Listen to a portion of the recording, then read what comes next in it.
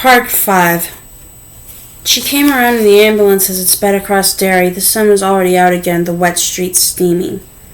And at first she talked such gibberish that Ralph was sure she had suffered a stroke.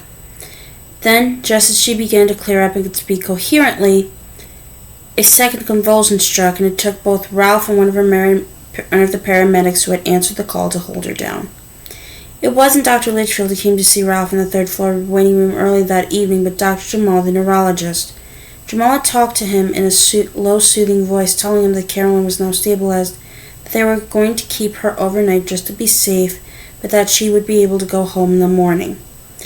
There were going to be some new medications, drugs that were expensive, yes, but also quite wonderful.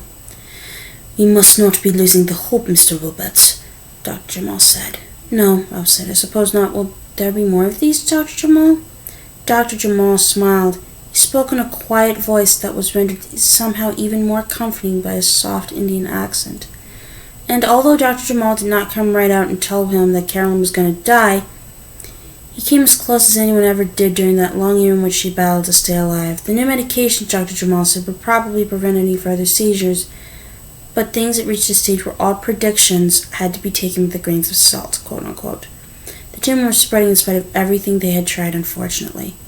"The motor control problems may show up next," Dr. Jamal said in his comforting voice, "and I am seeing some deterioration in the eyesight, I'm afraid." "Can I spend the night with her?" Ralph asked quietly. "She'll sleep better if I do." He paused, then added, "So will I." "Of course," Dr. Jamal said, brightening. "That is a fine idea." "Yes," Ralph said heavily. "I think so,